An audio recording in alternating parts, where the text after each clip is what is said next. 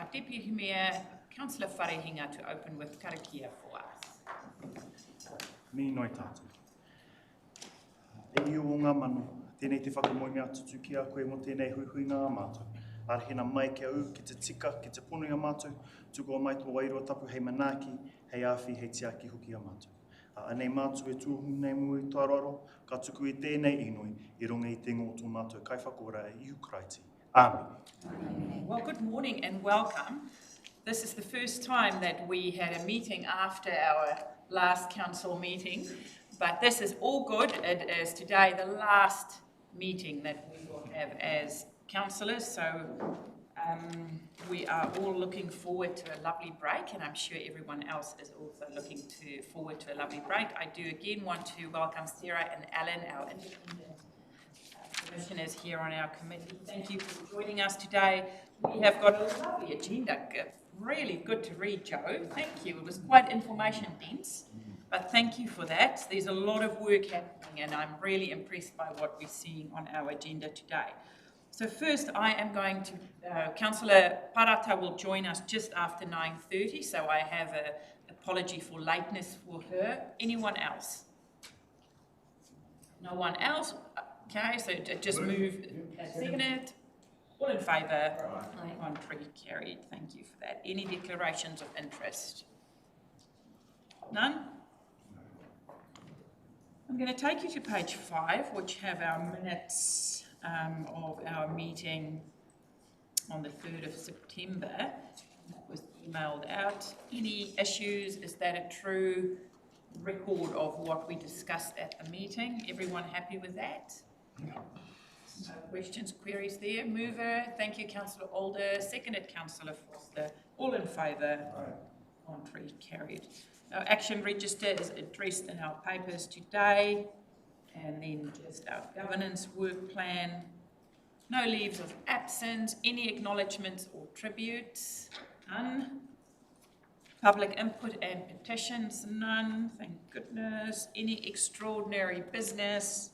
Notices of motion or adjourned business? I take you without further ado to our first report, which is on page 14. And that is the 2025 Urban Plan Change to support our urban growth and development. Good morning, Charlotte. Thank you, Joe and Charlotte. I will leave it over to you to talk us a little bit through, and then we will open for the committee to have a good discussion. I'll just quickly outline the report. We've got a few people in the room who are here to answer questions. We've got Praveshan down the back, we've got Shane over here, and then online we have Drew Williams, and then we've also got Greg Wilson, who is from Botham School, who are the consultants that are doing some work in this space. So the paper provides a bit of an overview on what the work has been done to date, particularly since September, which is had an update from the committee. We're seeking feedback on the draft residential guide for any feedback that you have, and also the draft outcomes and objectives for the urban zoning, which is also in the report and the attachments. And then also seeking the committee's preferred direction on which option you'd like us to continue on with in the residential zone framework piece of work. I'll leave it at that. Okay, do councillors and commissioners want me to go through the report in chunks and we discuss different areas, or should I just throw it open and we see what happens? I think I'm just going to throw it open, and this is the time where we can ask the questions, get clarification, and see where we align and where we think this is the direction we want to go in. So I'm going to open it up, and it is a free-for-all. Just make sure you put your hands up if you want to speak, and then we will go and also check in with Charlotte and Joe as we go. So the floor is open. Councillor Ria and then Councillor Foster. Morena tātou, thank you, Worship. I have a couple of questions, a couple of thoughts just for this particular paper. So thank you for the report. I love this so much, I've got to pick it up 2 days earlier because I have all these notes. I want to be succinct when we get to this table, so I do all these notes and then I filter out what I don't need to do because it was answered a little later on in the paper. But thank you so much for the report. Page 18.10, in the context of our city. What page is that? Page 18.10. In the context of our city, what are the negatives of urban sprawl and how or why is it classified as ineffective land use? I can see why it is in larger centres, but given that it only takes us 15 minutes to drive from Go to Woe, what are the negatives in the context of Tūranganui-a-Kiwa? Shane. It has a number of components in terms of the urban sprawl. One is moving on to the highly productive land, which is one of the major issues in Tairāwhiti. All of our highly productive land is to the west of the city, and that's one of the components that the government, or the last government, and this government has kept in, has made it clear that no urban development should go on highly productive land. Probably one of the second largest factors is the infrastructure provision. The further out you go in terms of the length of roads, you're right, Gisborne is really flat and not that large in terms of large distances. When it comes to infrastructure, the lengths of pipes you have to add on to the end as you go out when you go in what we call ribbon development. So you end up going along those major arterials, Gladstone Road, Back Ormond Road, out toward in those directions. That would be the area we would grow. And also one of the major factors for the government is in terms of climate change and the greenhouse gas emissions that contribute to that. So the more we can have a more compact urban form, we don't use the productive land, we also reduce the cost of infrastructure because the infrastructure can be more compact, and also travel for goods, services, and just travelling between home, work and recreation is reduced because you can have a more compact form of public transport. People can cycle more easily, they can walk more easily. So those probably are the three major factors in terms of urban sprawl that you correctly state is more relevant in those metropolitan cities, but equally as relevant when you actually think of the money that a council like Tairāwhiti have. The more compact, the more efficient you can be, and everything flows from that. Thank you. I had a question around the amenity value. Sorry, I forgot to write down the page number. And it says for the amenity values, the rules focus on maintaining the current look and feel of our neighbourhoods. However, this might conflict with the need for higher density housing, which looks and feels different. I felt like that line kind of contradicted itself because it's saying we're going to retain this, but when we do this, it's going to change that. So which one is it? I think that's just being flagged as a challenge. Okay. When you do one. Yeah. So the main issues or areas for potential, so that's an issue that you will need to grapple with as a committee, is the extent to which you allow maybe for intensification in some areas, realising that may change the look and feel, or do you put controls around that intensification to manage the look and feel, or which areas do you keep exactly, or try to keep exactly as they are? Page 26.44, Maihi Ka Ora. I do believe that this document's a great guide and offers some essential core values to how to approach Māori housing. However, it cannot be the be-all and end-all of how the council develops planning for Māori housing. And I do want to note that there are areas within this paper and following papers where actually those conversations are happening to ensure that local voice, but I did want to flag that. I don't want that to be the only target is Maihi Ka Ora.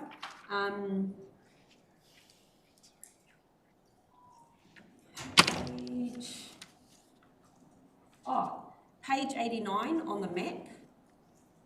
For the low density residential square next to the hospital, which I believe is the location for the Tūrangatangata housing site, have Toitu indicated that that particular zone classification suits the purpose of which they're wanting to develop that zone?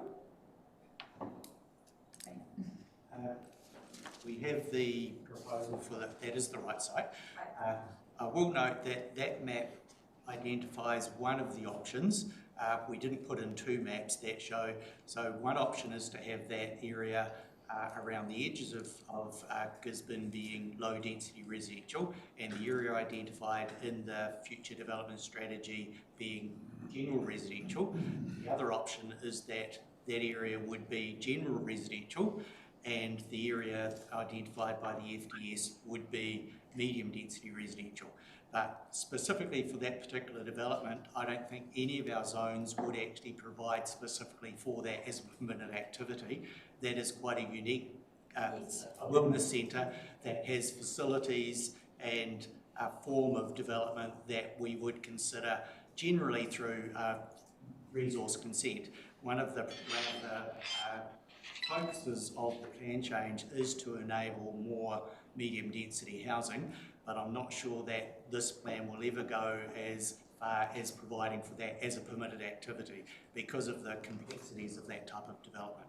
So they would be able to make a submission to it, although having said that, we have their application in at the moment, so it's very likely to be considered under the existing plan rather than under the proposed provisions that would come out in July next year. There's a section along the back of Valley Road that hasn't been included in the zoning, and also, there's shaded areas. So the area around below Alfred Cox Park and around the Awapuni Reserve, and also the back of Valley Road, Mātukituki Valley, that we know is all residential, but it hasn't been highlighted and zoned on the map. Is there a reason why? It still is a work in progress in terms of the extent of those zones. What we're looking for here is a general direction of what would happen when the actual zone is developed. We would look at each specific property and mark around that to define the extent of the actual zones, but at the moment we haven't done that. Okay, awesome. Maps on page 90 and 91, the same maps. The second map didn't have a legend. What do the blue lines represent? The blue lines represent an area that we're proposing would provide a greater level of either height or density because it's along the arterials and would be able to sustain a greater density of development. Awesome. So we would have the zone and then an overlay that would provide for a greater level along those arterials and around the hubs being Elgin, Lytton West and Balance Street, those sorts of, and Kaiti. My last thing around this paper is the proposed zoning for Kaiti. It is kind of sprawled throughout, but if you go to the map, I suppose, on page 90, that gives you a clear indication of the proposed zoning for Kaiti. I don't fully agree with how Kaiti has been zoned in this paper. I believe for the integrity of that community, in order for that area to retain its beauty and charm and community feeling, the general residential zoning should be limited to Wainui Road, between Wainui Road and a block up and a block down, but not spread wider or further than that, so that it does fulfil the purposes of that main artery all the way down past the Kaiti Mall, but doesn't start pushing into the long-term populated residential areas. When we're doing stuff like this, we already know that there are many Kaiti residents who have opposed the two-storey Kainga homes that already have been built in that area. Ngāti Onione has also opposed those builds with a general residential zoning classification. One of those three-storey, 3 to 5 units can be put right next to a family home. And for example, my Nani Rawania and my Papatoko's family home is in Oxford Street.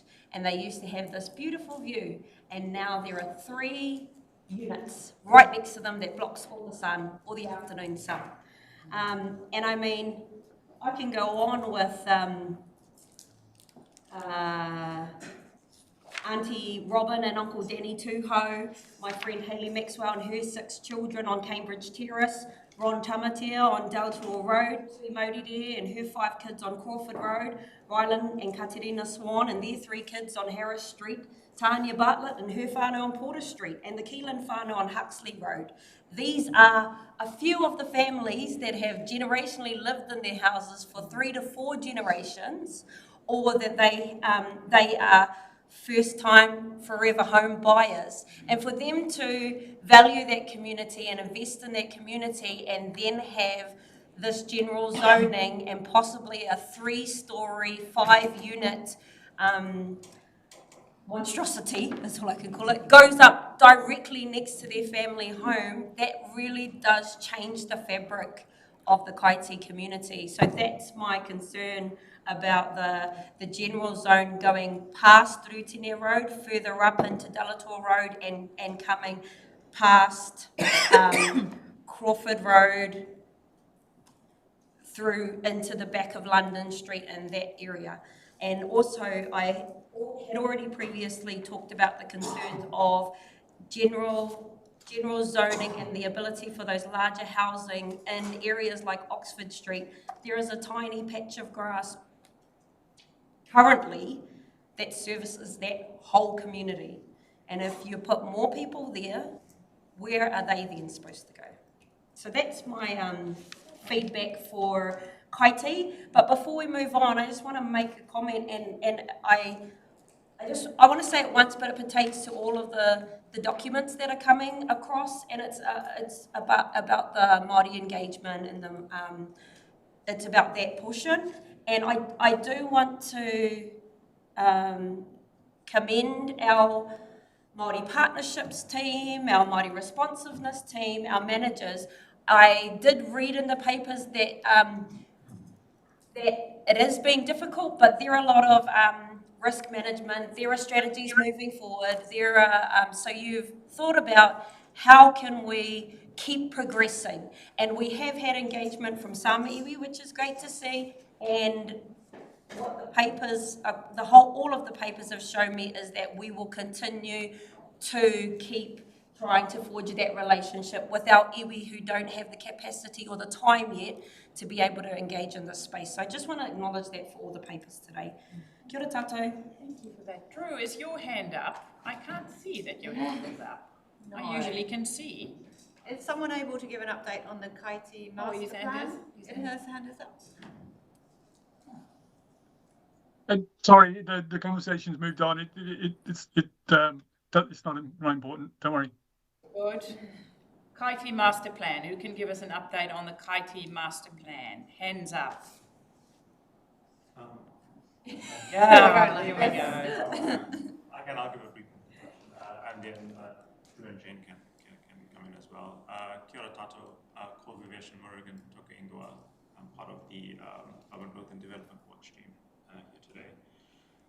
So at the moment we've been preparing some issues and opportunity assessments for the broader master plans that we have, so particularly with Kaiti.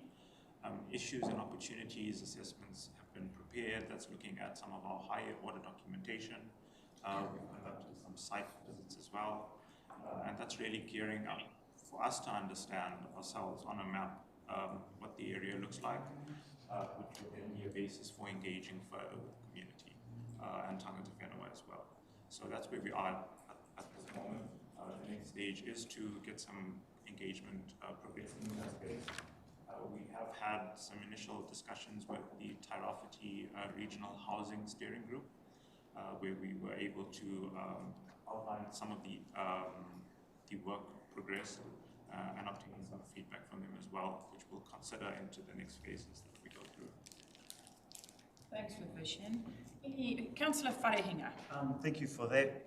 What's the timeline in regards to engagement with the Kaiti community about the Kaiti master plan? I know that in the report it says early 2025. In my head, early 2025 is middle of January. So if it's middle of January, that'll be fantastic. At the moment, we're working with our partnerships team and our comms and engagement team in terms of identifying space for that to occur, which we're looking at towards the end of Jan, maybe February. But that's still being planned at the moment, as well as I'll let Jean. Mr. Takarua. Through you, Madam Chair. Hei tāpiri atu, tēnā koe o mihi mai kia mātou, Councillor Ria, engari anō.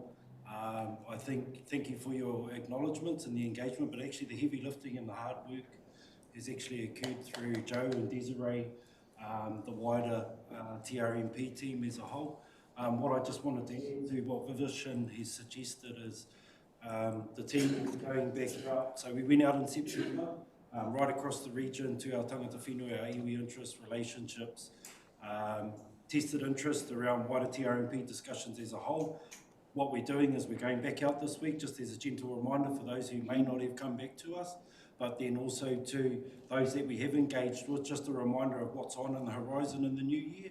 And what we're actually attempting to do is, rather than picking kaupapa off and having everything in its neat little silos, we're actually just trying to bundle a discussion, go out in a way where we're listening and learning really about what's important and what the issues are. And depending on what those look like across our respective tangata whenua interests, then we start to bring forward the components of the plan that initially are priorities, and then test where our partners' whakaaro and priorities might be in regards to the rest. And so we're really trying to work on, I guess, what is a siloed approach, and really trying to sort of bring a holistic, integrated view in terms of the way that we're engaging and trying to broker these discussions so that the actual value add and the opportunities are more visible, and hopefully that increases the lean into that discussion. Councillor Ria, just a supplementary from you. I just wanted to know, in terms of mana whenua hapu engagement, so for example, Te Whānau Aiwi for this whole region and Ngāti Oneone for across there, so have they been invited to this conversation, or if they have interest, do they get in contact, or how does, because I did see there's a lot of tangata whenua and iwi engagement, but where does mana whenua and hapu engagement sit? There's definitely space for hapu engagement at the moment, particularly the RPS related streams. I mean, the legislative requirement within that scope is iwi entities, but absolutely we're quite keen to open up that discussion, and we'll be looking to hear from wider hapu, marae, whānau interest. And I think it's, as you'll be aware, how we approach and the timing of how we engage different relationships is important. And to be fair, it's something that's quite challenging to get right 100% of the time, but we know when we start somewhere, it drums interest up via, I guess, the wider sort of cultural comms engagement channels.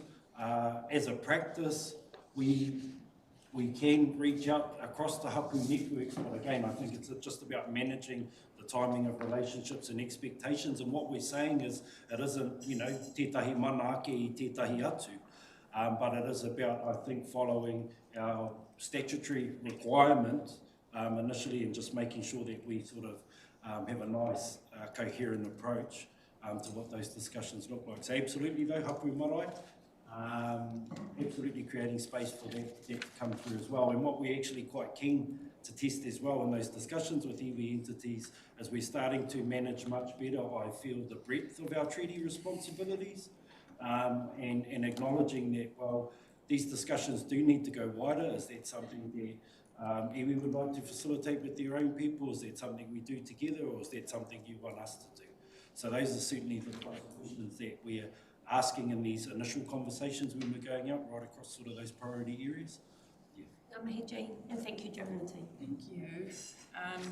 I'm quickly going to speak, and then you go, Councillor Parata. I attended a hui that was hosted by Trust Tairāwhiti and Councillor Foster was with me there as well. And I was really, and I'm so glad to see it on page 72, what we're aiming for our city centre. And the people that attended that day were young professionals. They've owned a building, or their parents might have owned a building, or they've saved up to buy a little flat upstairs, they've done it up. There's a whole group of younger people wanting to make sure that space becomes a funky, workable space where they can live, raise their kids. And so what I see in here on page 72, absolutely agree with it. My only question, Joe, that I have, and it's probably a question that you don't have an answer for, about our strengthening of some buildings, and we all know what we're dealing with the criminal who have the 5 buildings, and we can't really get our fingers on that. So I'm excluding that. Other buildings that still need strengthening, because we are on page 73 talking about the cultural values. How many buildings do we still have that, I know the government extended the time frame. Can you let me know? I can let you know. I can't remember the exact number. I know it's not many. We've done pretty well as a region. Good.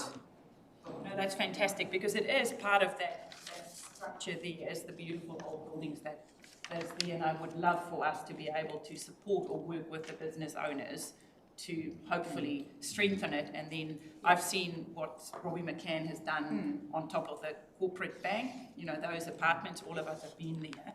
So really encourage that. That's enough from me. Councillor Parata. Morena tātou. I'm actually heartened to be able to participate in this conversation at this level.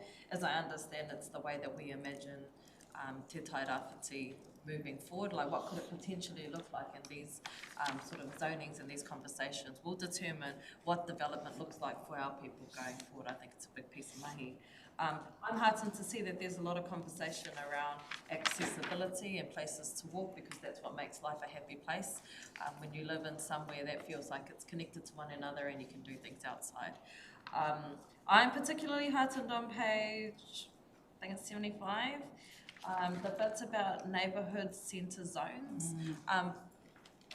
What makes Te Tairāwhiti so interesting is that within such a small city, every community has a personality, a group of people, a sense of community, and that vibe is different from Elgin to Kaiti. It changes. We see ourselves as being part of Te Tairāwhiti, but very proud of whatever pocket of that community that you belong in, and I think that's really important. Thinking about how to zone it in terms of what kinds of things might those people benefit from. What kind of businesses, what kind of amenities, what kind of services might those people truly benefit from? I think that's an important conversation, and I'm heartened to see it here. The only thing I'd really want to say and caution us about is, do we treat Kaiti the way we would treat Wainui? I just want to be careful about where there are high Māori populations, that we treat them really different from how we would potentially treat a place where it was affluent Pākehā people. And I'm not saying that we should treat it exactly the same or exactly different, but if there's a difference, can we be aware of it? And the only other thing, which I think is actually a personal thing, is I spent about 10 years in Wellington, and Cannons Creek has a lot of duplexes. You know, those whare that share a wall, and they weren't good, happy places to live in. The people that lived in those places didn't feel like they had their own home. It felt like they were living in a home with the people they shared a wall with. So I would really caution us suggesting that ever be an option here in Te Tairāwhiti. You know, apartments, that's different.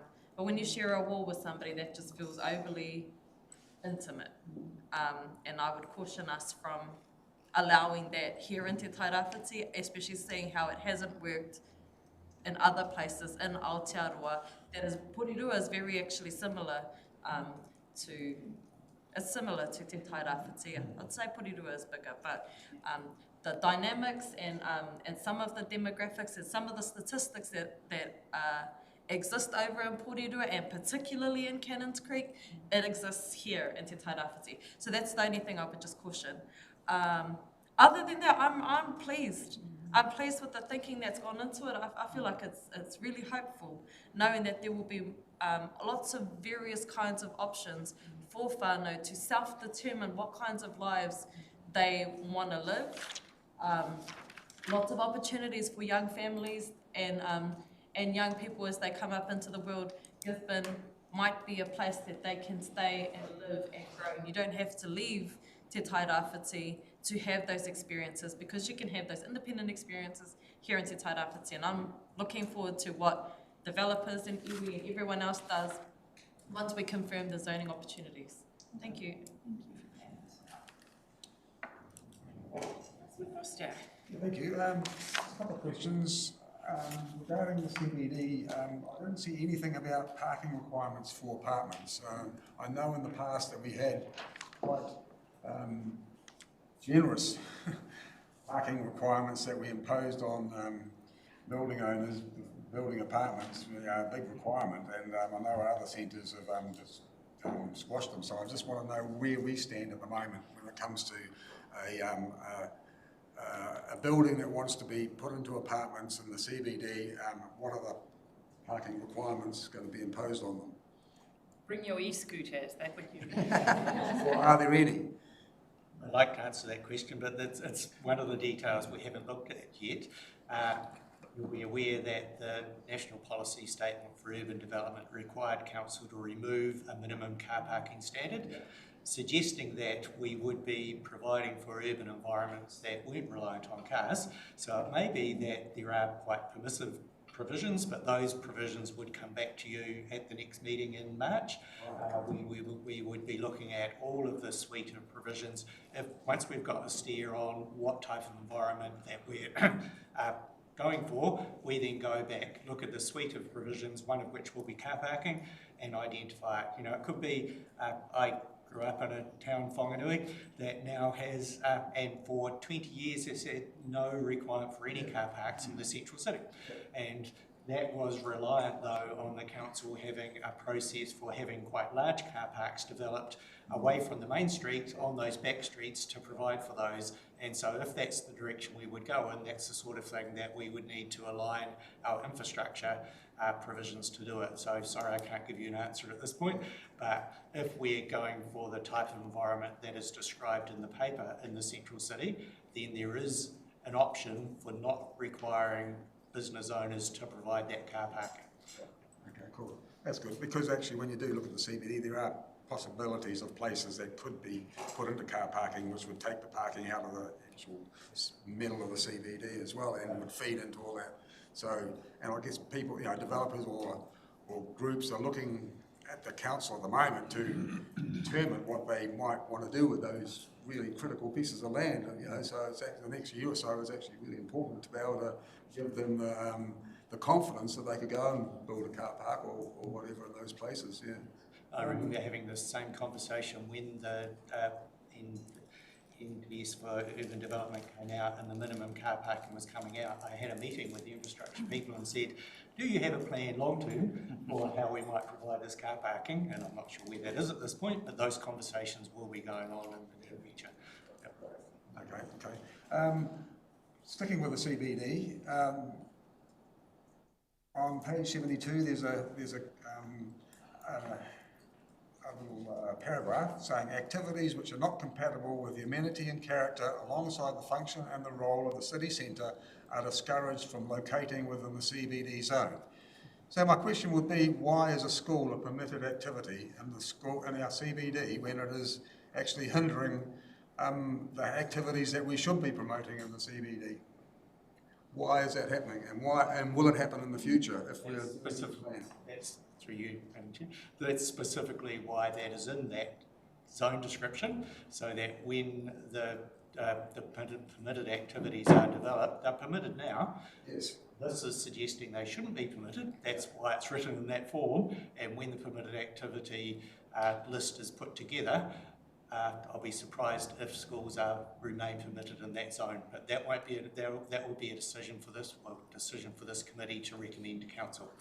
So that is why that's there, so that you... It also shouldn't be short-sighted, because if we really want to develop our CBD in future, there might be a school, because it's a bustling, it's you know, in 20 or 30 years' time, it might be that there is supposed to be a school. Yeah, but there's an inner city zone, and then there's the outer part, which would probably be a better solution. But the actual inner city, hardcore heart of the CBD, no. Why would you have a school? Where are they going to play? You know, they're only out on the second floor, they're not out on the ground floor. So for that activity is just not conducive for a CBD environment. I hear 100% what you're saying. I'm just adding to your comment by saying I agree with what you're saying, but we should also be mindful that when we do our planning, right now it might look, we don't want X, Y, or Z there, but just be open-minded that as we plan that in future, if it develops into a really bustling space, that it might be a place where we do, it might not be in the inner zone, it might be in the second zone. I'm adding to your comment. I'm just going to ask Drew, because Drew, I'm not sure if you're waving at me, mate, because every time I see the little yellow hand and then someone might have answered and then it goes down, but please, speak up if you want to speak. I don't want to miss over if you want to add something. The only thing I'd like to add, I think some of the questions, certainly around schools, the alcohol policy review is ongoing in terms of those sort of compatibility issues. But I think you're right insofar as looking towards the sort of future, but the other point, most of the content in there, it is draft form. This isn't the final. That's the March sort of committee. Yeah, okay. And Another question? I've got one other question too, and it was related to the lifestyle, rural lifestyle blocks. When we're saying with only 1 to 2 story buildings, why are we only saying 1 to 2 story buildings when actually 3 story or 4 story might be what people want on those blocks? Why are we stopping them going higher? That's the question. That's why we're putting this to this committee, to get guidance on it. If you believe that in those particular zones, excuse me, that particular zone, then we should be allowing for a higher density or higher height, then that's what we're looking for here. Right, okay. That's for us to determine. Yes. Yep. Councillor Wharehinga. Thank you very much, Your Worship.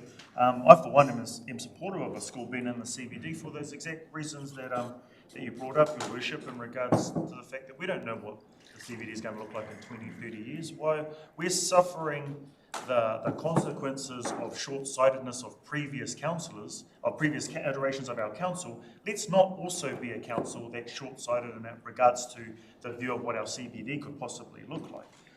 And linking into that short-sightedness, I want to support what Councillor Parata said in regards to, are we treating areas equitably? Because Kaiti has a history of being treated inequitably. Need I remind us about how often we used to open up the scarrows because of how terrible the wastewater infrastructure was in there? Like, yes, we've moved a long way, but it's still being opened up now. Once upon a time, it was opened up on every little light rain. So let's not kid ourselves that there hasn't been inequity in regards to what council has done previously. So I wanted to support her in regards to that. We need to make sure that we're taking an equitable lens in regards to what the CBD could possibly look like in the future. The one thing that I wanted to highlight for us, and it's not mentioned in our report, if we're talking about intensification of, say, apartments and things like that, and I assume that Councillor Rea, and I'm not too sure if she did, but possibly brought up the acceptance that in the report that those things could happen maybe around Wainui or something like that, where there is a Foursquare, where there is a cafe that young couples may want to live in terms of infill kind of housing, but not for it to leak out into the Oxford Street areas and inner Kaiti areas, right? Well, that also means that those people that will be living there will be subject to a lot of heavy traffic vehicle noise. Now, if anything that I've learned from being sitting on the hearings committee for our heavy vehicle bypass is that it heavily affects those people that are on Awapuni Road. We know that it's a thing. We have to make a compromise somewhere. Can we put that forward thinking into what we're going to be doing here moving forward, when we know that there are already lots of heavy vehicle movements on Wainui Road? We're also simultaneously having a discussion about possibly apartments that are going to be right on those kind of heavily trafficked areas. Yes, we will absolutely put in building standards in order to minimise noise, but are we also going to implement something in terms of heavy vehicle movements to limit the hours that they can be very, very loud? You know, those kinds of things. I know that that's a few steps further on from this, but we need to also start thinking about it now while we're forming up these, the basis of what our TRMP, our FDS, the master plans, end of January, beginning of February. While we're informing all of those, the thinking around all of those things. So that's one thing there that I really think we need to pay special attention to, given how many heavy vehicle traffic movements we have on Wainui, on our Opini, also up and down. Thank you. Any more, Alan? Thank you. Thank you, Worship. I was just letting go forward. So I just want a couple of detailed questions, and then I just wanted to focus a little bit more on the Papakainga and the residential design guide matter. So I'm looking at paragraph 24, which is I think on page 21, and it also relates to the map which is showing the FOSL sites. I don't have any background other than these obviously have some natural hazards applying to them. But I was really wanting to understand what's the intention here. It seems like it says you're looking to remove the residential zoning, but then I don't know what else is going to happen. Are you just leaving them there with existing use rights? What consultation's been undertaken with those landowners? It's a pretty out there thing to be proposing without something else going on in the background, which I don't know about. So just passed the policy, so Joe, maybe you can... The FOSL future severely affected land was something that came post-Cyclone Gabriel, so land was identified, categorised. We have some Category 3 land, which was no longer appropriate for residential use. There was a lot of consultation with those landowners, and we are in the process of buying out those properties. that's all I needed. It was just sitting there and I had no background. We only passed it. And now we've got a policy looking at future use of that land too. That's grand, thank you. I was in paragraph 28, where we're looking at enabling medium density, and there were sort of the suggestions around the main traffic areas and so on. Was a thought given to other areas where medium density might be good? Say, for example, where you've got good amenity next to, say, golf courses or parks or anything like that. So there are a number of places where medium density might, or you're expecting that might come through the consultation.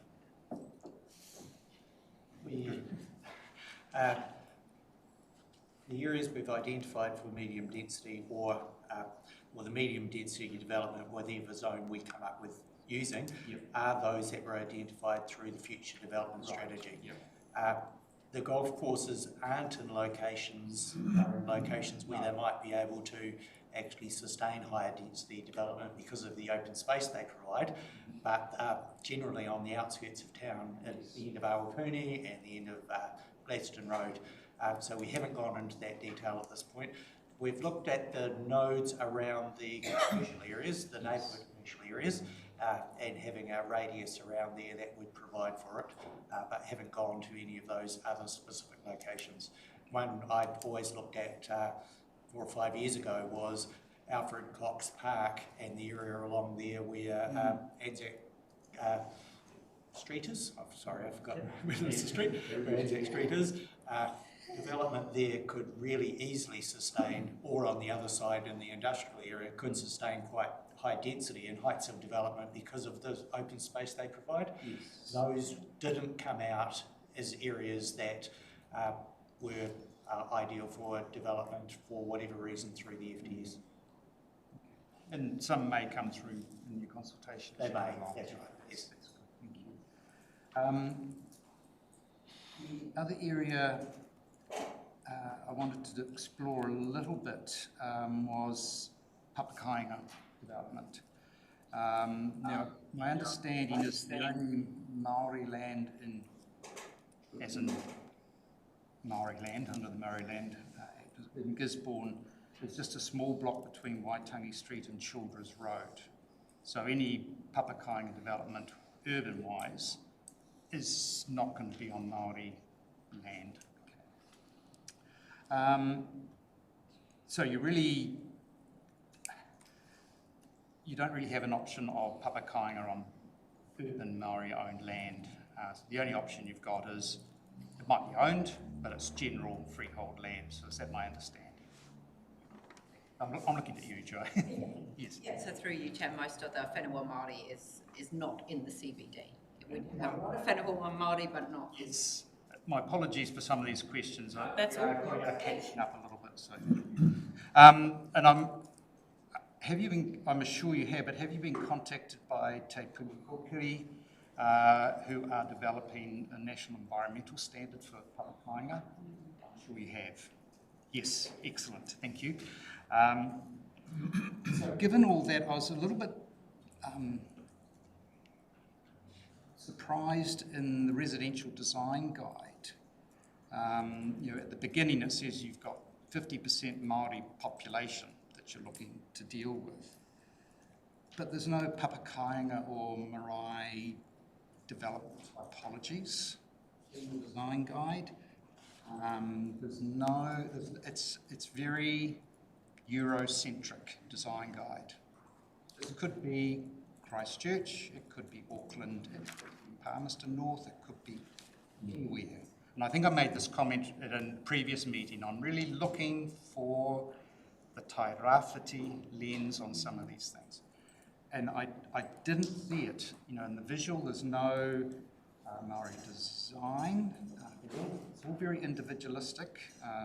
For example, landscaping, there's no plants for cultural purposes or anything like that. So I was seeking to understand where is the urban papakainga stuff that should be here. The National Policy Statement talks about it, and I would have thought in Tairāwhiti should be front and centre in this plan change. So that's what I was looking for. I personally agree with you, so I'm glad you provided that feedback. I don't know if we've got the consultant online who's been working on the design guide, but yeah. You may want to speak to that directly. And it may be waiting engagement with.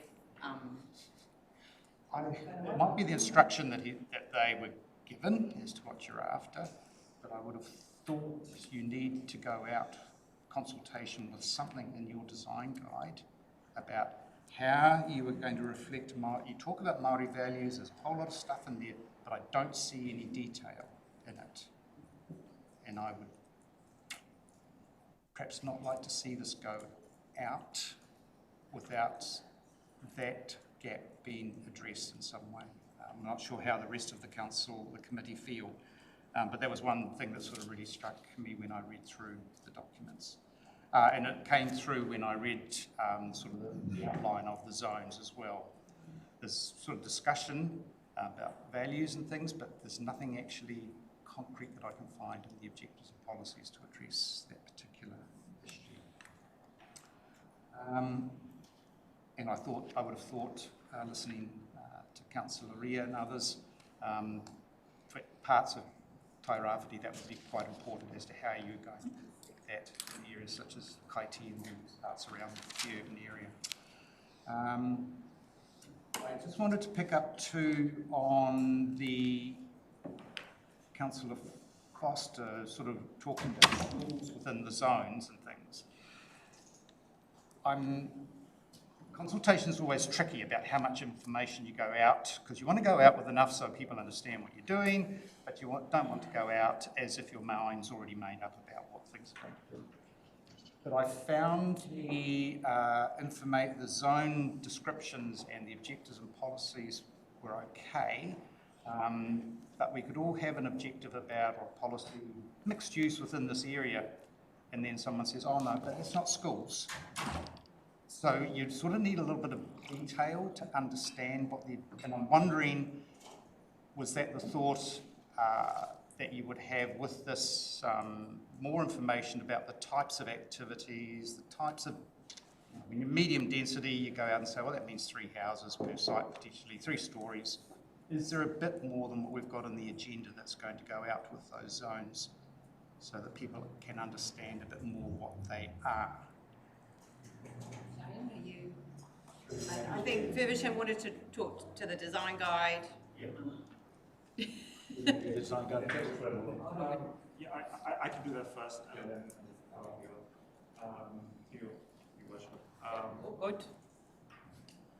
So with regards to your on Kainger and its relationship with the design guide, we've looked at, I guess, the broader picture of the provisions, the proposed residential zones, and incorporating elements of do that and working with the design guide as well. We would look at the objectives of the design guide as well and incorporate some of those key elements. Also, the design guide is not trying to be too prescriptive and allow space for interpretation in some particular areas. So it's not very specific to a particular community, but when you interpret the guide and you use it along your design process, you're better able to apply the values of the particular area in line with the guide. So that answers that. So I think that's what I'm saying. There is nothing in the design guide to give you a base to interpret from as to how these sort of quite urban things can get reflected in a different way. You'd like to see us extend a bit more in terms of that. Thank you. Drew and Greg, is there anything you'd like to add to that? Kia ora koutou. Through the chair, my name is Greg Wilson. I'm a consultant working for Boffin Miskell on the urban plan changes and supporting Drew and Shane. My colleague Miriam Moore from Boffin Miskell is not in the meeting, but she was working on the design guidelines. And if I could offer that the plan making process with the policy frameworks and methods, will be looking to apply a very Gisborne-centric version. So in other words, not a generic set of policies and methods, but we're trying to be responsive to the Gisborne issues. And so I think your comments really resonate strongly, and it's something that we'll be looking to bring back to you in the new year with how that can be impressed within the plan change policy framework.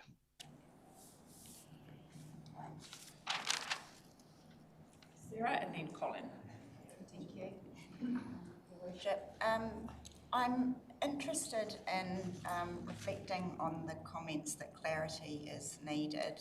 The outcome statements for each zone at the moment to me feel more like descriptors of the zone rather than an indication of the change that you will see or the action that will be taken.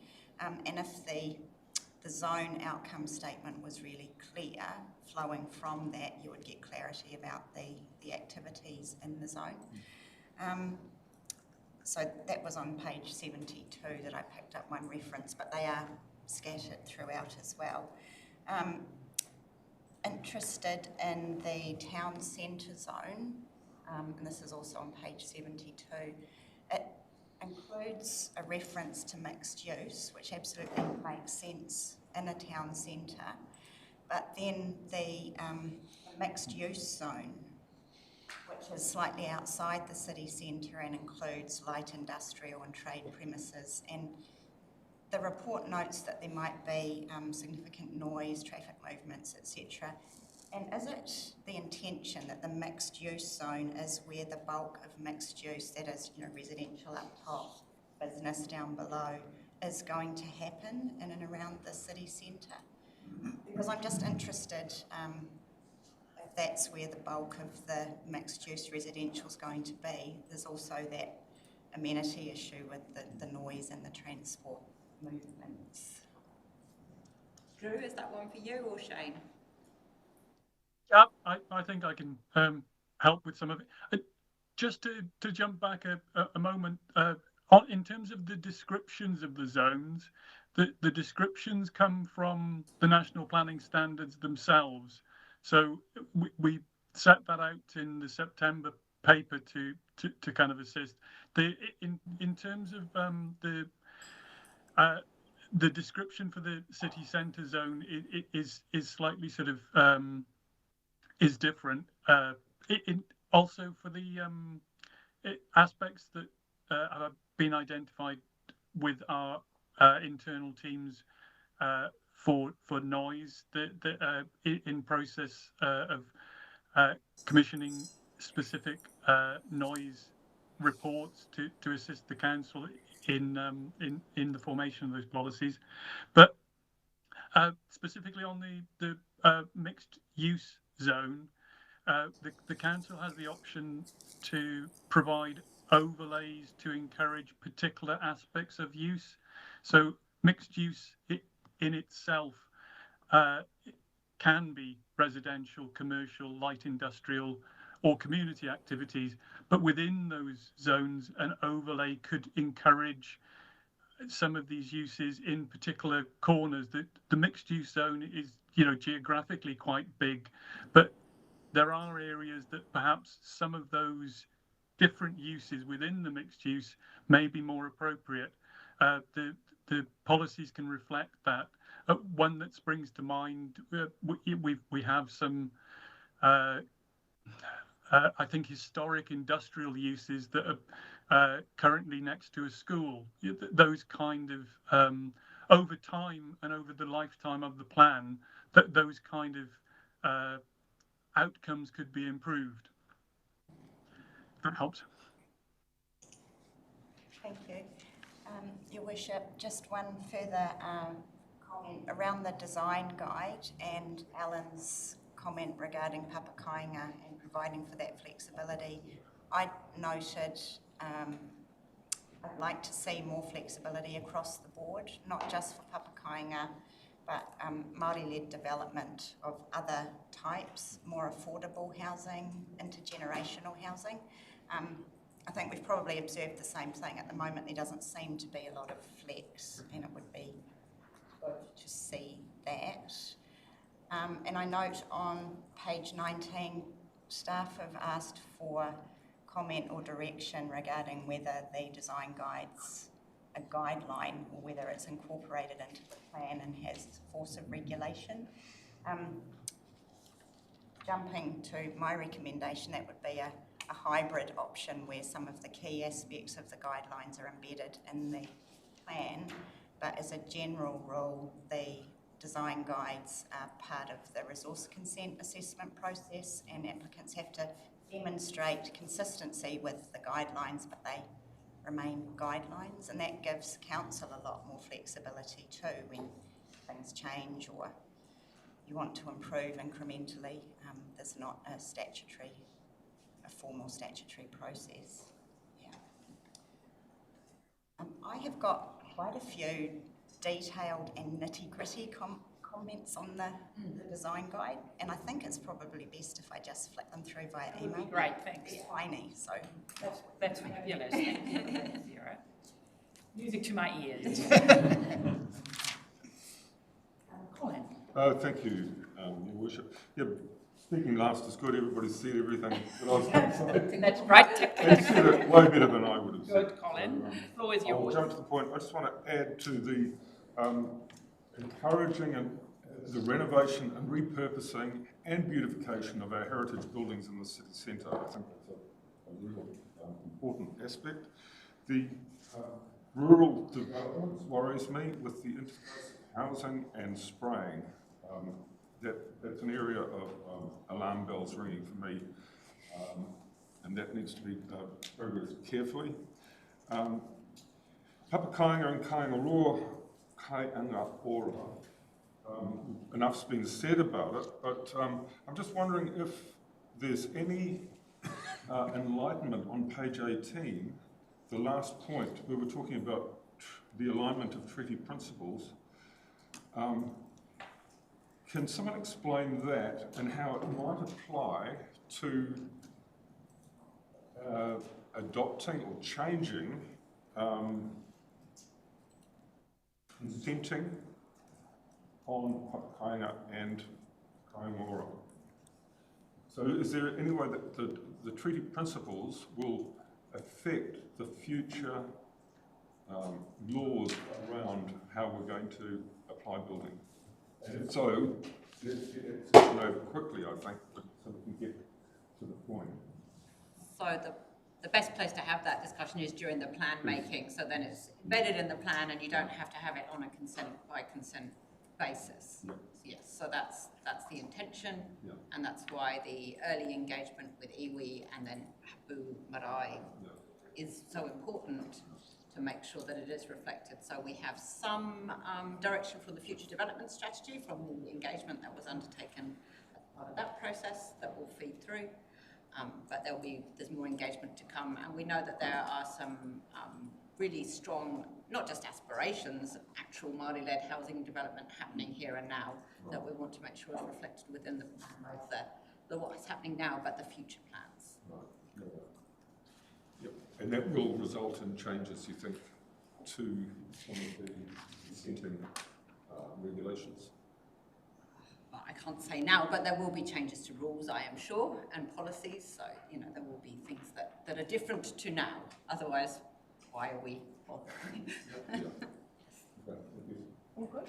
Yeah. Just want to take everyone to page 21 where we need to talk about the option 2 or 3. I just want to get a feel from the committee members. So option 2 talks about low density residential zone to remain to the remainder of the area currently zoned general residential. That means things will change slowly over time. If we go for option 3, which is on page 22, we talk about medium density residential, which means change will be faster or more pronounced. Is that correct? And or do you want us to give an opinion between these two, or did you get enough steer from comments made? I think a clear opinion between the two would be very helpful to the team now, as they really need that steer to sort of shape up something to then come back to you with as, well, this is what it could look like. What do you, so can I get a feel from the committee if they lean towards option 2 or 3? Sarah, 3. 3. Alan, 3. Josh? 2. Mary? Yeah, I'm probably with 2 as well. Yeah, 2.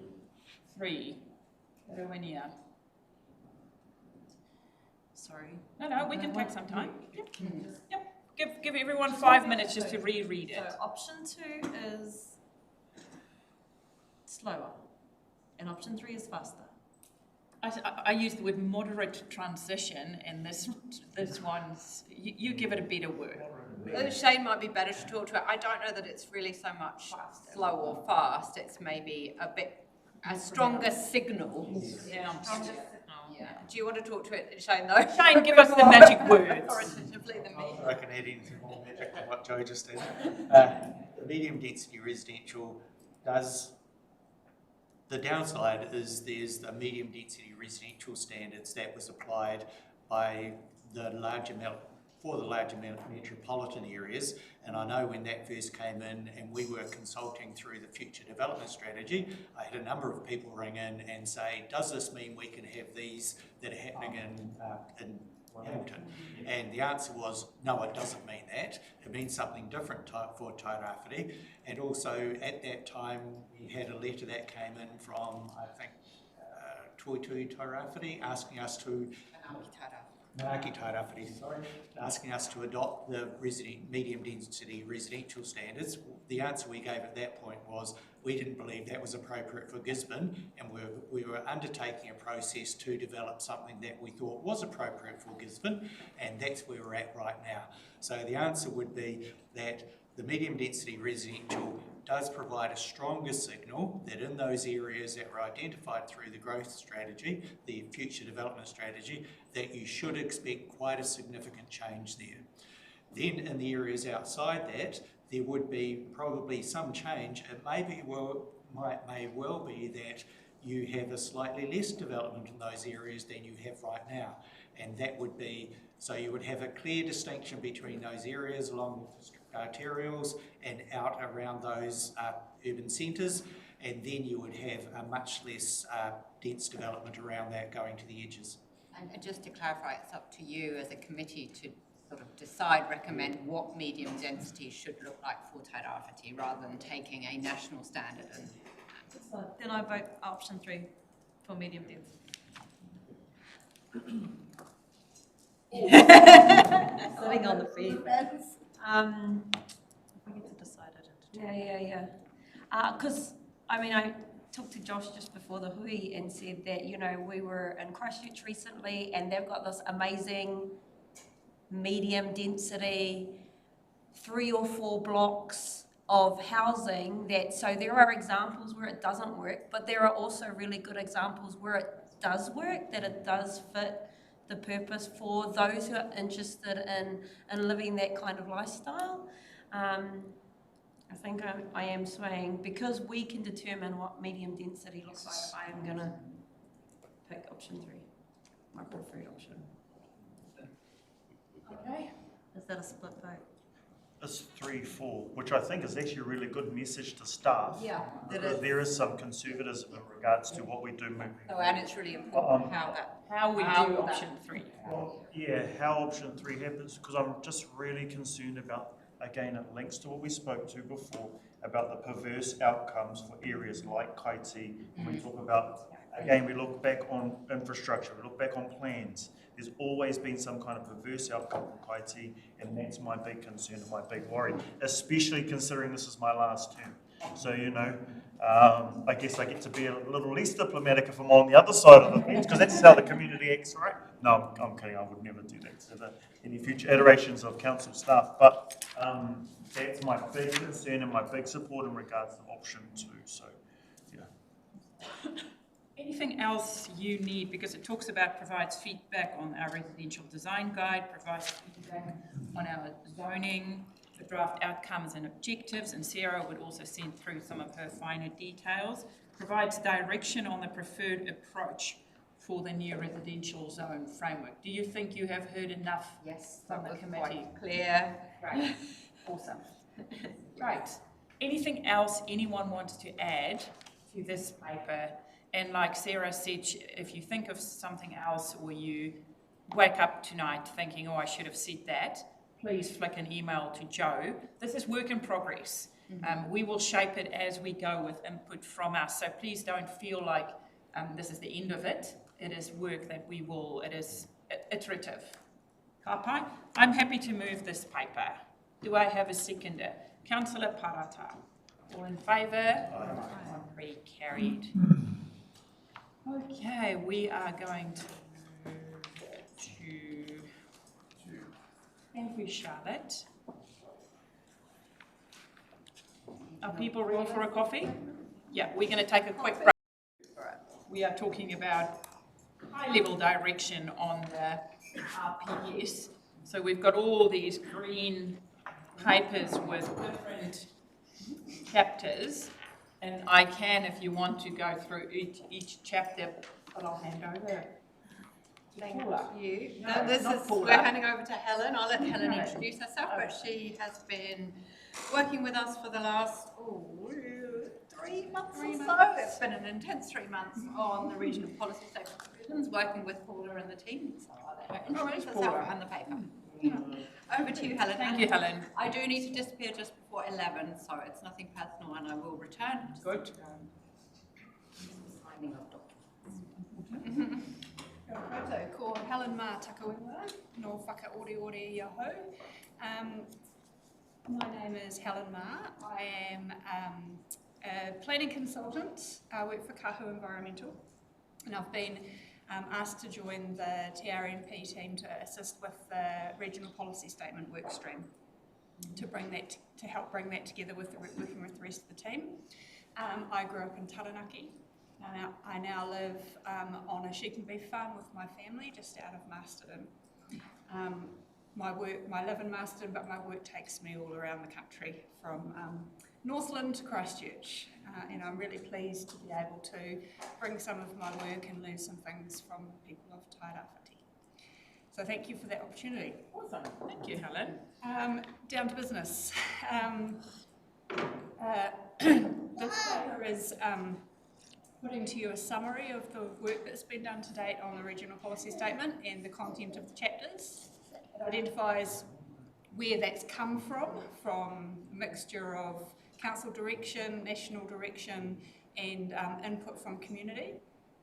And it asks for your approval for next steps.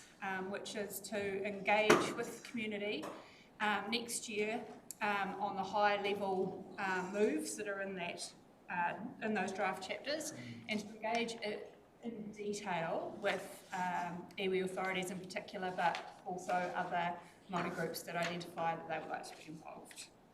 And what we're seeking is any feedback you have on the direction and draft chapters that's presented in the table in the beautiful green, and your approval for our engagement approach for early next year. Anything else, Joanna? So Helen, do you want us to go through each? You know, talk about chapter tangata whenua, then there's a chapter on regional significant issues significant to tangata whenua.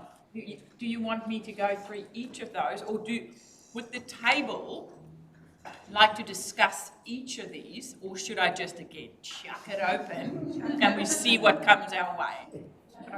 It's open. Good. Fabulous. Okay, the floor is open, councillors. Feel free to lean in if you've got any concerns or additions or stuff. Sarah.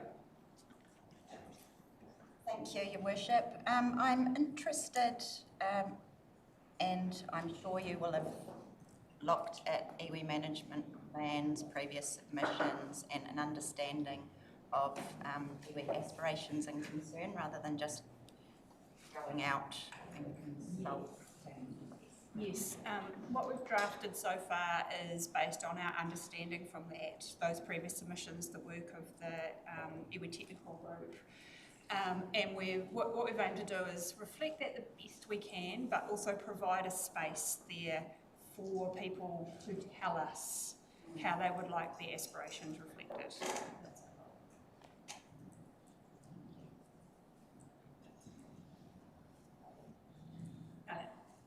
Thank you, Your Worship. I just wanted to get a bit of understanding of the relationship between the RPS and the urban plan change and the objectives. And there are some national policy statement on urban. There are some sort of like mandatory objectives and policies in there. Are some of those going to end up in the RPS, and other policies will just be in the urban plan change? Is there a mixture between those two? Yes. Okay. So the goal of the urban form and development chapter in the RPS is to set that high level direction, and following on from the national policy. And then the details that you discussed earlier this morning will be in the urban plan change. We've got a little bit of a problem there with timing, because the urban plan change will be notified before the urban policy statement. So we're working through the options of how to manage that at the moment. But when the RPS is notified, it will contain a full new urban form development chapter. So the urban plan change could have a bit which wasn't actually part of the plan change that says there are some RPS objectives and they're going to look a little bit like this because that's what the national policy. Maybe some targeted changes to the regional policy statement. Yes. Because it's part of that urban plan change, because it's one combined plan, so we can do that. And that was raised as an issue of how you go about urban plan change without changing the RPS, and maybe there's a little hybrid something in there to work through. I was on page 109, the issue about air, and I asked the question, what's the main source? And I assumed open fires, and then a few pages later I found that perhaps that was the answer. And that was the reason for the air shed and so on. My experience comes from Nelson, which had significant air quality issues, and they have a whole program around buying out and helping people translate from open. Are there complementary provisions for this council to assist people to move from the open fire to log fires and so on? I just wanted to understand the link between the policy and what are the actions already in place or likely to be in place. Your Worship, that is a discussion we are yet to have with councillors. So at the moment there is not a complementary program, and it's not something that's sort of budgeted for within our 3-year recovery plan. Yes. But it it is something that council will need to be turning its mind to in the not too distant future, is the different ways to manage the airshed, not just Yes. regulatory. Correct. And I'm assuming that will come through the Section 32 analysis that goes with the RPS changes, and it'll in the issues and so on, it will clearly highlight and how that works. What we're envisaging is that the regional policy statement will get a steer of the direction that we take, and then the detail will come through the regional plan provisions and those complementary measures. Okay, well, that's fine. Thank you for that. Just give me one moment.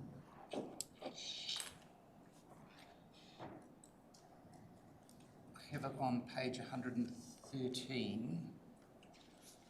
Just a question about where the forestry NES, National Environmental Standards, fits. Oops. And my computer's... So through you, Your Worship, the NES doesn't contain any policy and it is regulations, so I mean it doesn't fit nicely within a regional policy context. Although I suppose the obvious thing is that there is no policy within the NES to guide decision making, so that's a kind of gap. That's what I'm asking is, I'm assuming what's in the RPS will sort of help to provide that policy direction so that the NES sits well within that approach. And I know there are going to be other changes to forestry coming in front of us in due course as well. Other than that, I was quite comfortable with what's been presented. Thank you. Thank you, Alan. Councillor Wharehinga, and then we go back to Sarah, and then we go this side. Thank you very much, Your Worship. I just want to take us to page 93, which is where the recommendations are, just at the top there, and that we've been asked for whether we go out to consult, whether there's anything we need to further do prior to engagement. I don't consider there anything further that we need to be doing prior to engagement, so I'm happy to move the recommendations to go out to consult with our community. Yeah, I'm more than happy to move those, Your Worship. Sarah, we go back to you, and then we come this way. Thanks, Your Worship. Just interested in a very simple explanation of how you're going to give effect to the operative RPS through the urban plan change. I haven't quite picked that up. So through you, Your Worship, as Helen mentioned, that's something the team's just working through. Are there any significant sort of conflicts or gaps within the operative RPS that mean an urban plan change couldn't proceed? And do we need to address those through including targeted changes to the operative RPS within the urban plan change? Because it's one combined plan, so it will just be one plan change that changes bits of the RPS and district brief. Excellent, thank you. And it's not a freshwater planning instrument, so we can proceed with the July 2025 date. I find it all very confusing, the changes, and let's ask for extension here, and I'm quite across stuff, and I feel like, oh my goodie, it is different. Juggling snakes? Juggling snakes. That is what we do. Yeah, all good, Sarah? Councillor Ria. So I also am in support of option 1. I did have a couple of questions. So in the table, page 106, it starts at page 106, and it's the proposed high-level policy direction. Within that area, I didn't find any provisions for the protection of remnant forests. Is there an area that would fit into, and which area would it be? Yes, through you, Madam Chair. Yes, that would be covered in the biodiversity chapter. And at the RPS level, that would contain the high-level direction and criteria for areas we might protect, as well as how we might enable sustainable use of those places. But it won't contain the detail of the rules that do the protecting. I wanted to note that if remnant forests are going to be incorporated, that DOC has an awesome resource of Tairāwhiti remnant forest report They put it out a few years ago now. I think it was around about 2006 or 2007. But that details every remnant forest within Te Tairāwhiti, so could inform any operational or details that might go into remnant forest conversations. The last one's drivers for change, energy infrastructure and transport on page 114. I wanted to add right at the end of the drivers for change, that balance will be centred around the prevention of environmental degradation.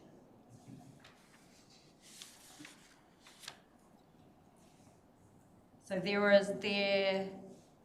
I think rather than assume that it's going to be that, I want to say it. I want to say that the activity of infrastructure, energy and transport is not going to degrade our environment. So I'm just putting that out there. And finally, just there's a very fine line between consultation and partnership and engagement. So try not to create everything and then send it out for people to say yes or no to things. Create it with enough space to move and breathe so that they're able to actually contribute and partner.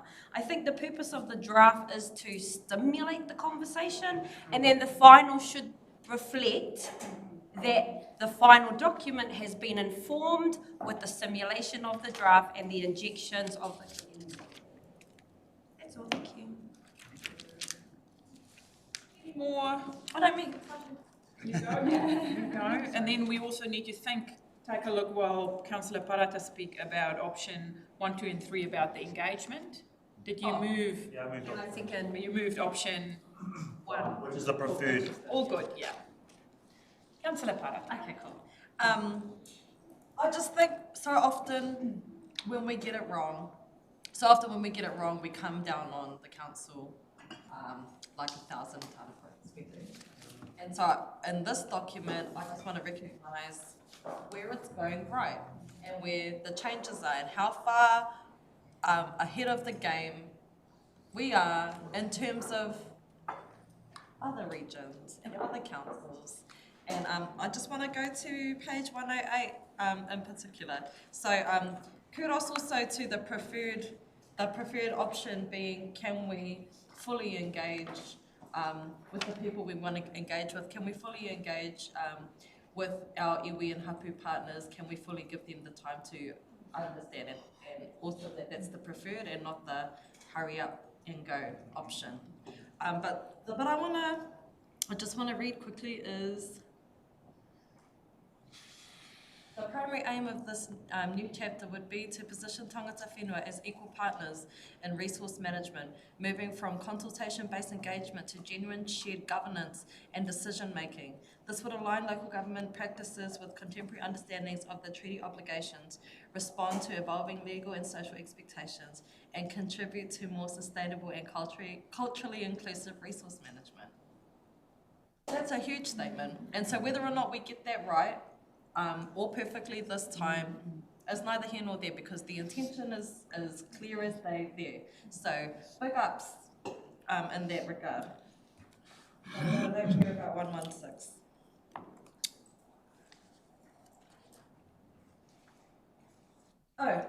It's the hazard mitigation measures. Just want to note that I actively support the exploration of looking at our own nature and natural solutions to mitigate hazards as opposed to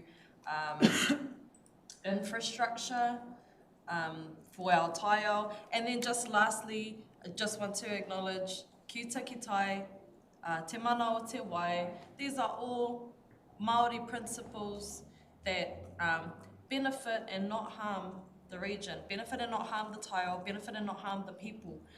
It doesn't matter that it's a Māori whakaaro, everyone benefits from it. And I feel like the Gisborne District Council is stepping into a space where you're not threatened by the fact that Māori have good principles and good ideas that we can all benefit from. So just big ups to all the staff that's been working on this mahi and doing so bravely when potentially the rest of the country is shying away.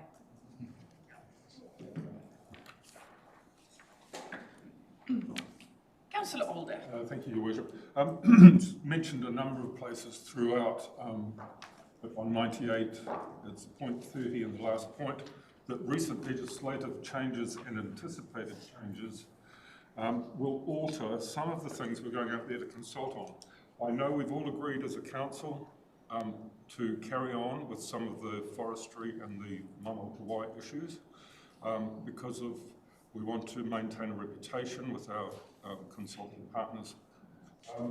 What concerns me is that, question, are we going to keep them abreast that we are double guessing this a little bit? Because if there's a big turnaround on some of the stuff we've decided or have decided in 12 months' time, if there's a big turnaround, it's our reputation that will be at stake for having led people too far down a path.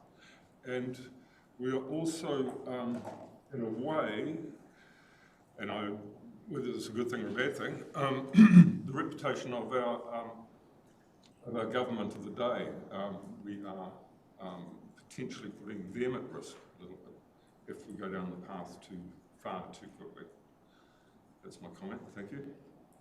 Through you, Your Worship, I mean, we're always transparent that we are, in terms of the Resource Management Act, we are obliged to deliver what the current Resource Management Act says, whatever the legislation may be, and you know, we are a servant of central government in that regard. But what I think of this whole resource management planning process as being is about understanding the current state of our environment, our infrastructure, our built and natural environment, our community aspirations, understanding where the community wants to be, regardless of what legislation is in place. Understanding what the science is telling us, the engagement is telling us, Mātauranga Māori is telling us, figuring out the gap between where we are and where we want to be, and looking at different options to get there. And the legislation changes, the national direction changes, the policies change, but you still have that rich and valuable information about where we are, where we want to be, and then you need to alter that to fit your overriding context. But it's still the same. The challenges remain. Where people want to be remains, regardless of what government does and looks like, regardless of what this table does and looks like. So I think it's all valuable, useful information. And if you stop having that conversation now, then you just find yourself further and further behind. And in a way, you stop ever doing anything because nothing's constant, it's change. To a point, I hear what you say, but I just know that we need to keep our consulting people up to speed with these changes and could alter things drastically. Very much do that, and I know that the consultants we employ as well are very conscious of the change that's happening. We participate in national working groups, in our regional sector groups. You know, we try and remain as connected as we can with what's happening and anticipate that, but we can only do what we can do in that regard. We do our best. I just wanted to add on to that. We are in an environment which will always change if we agree with it or not. It is always changing. Each one of us are just holding a position right now.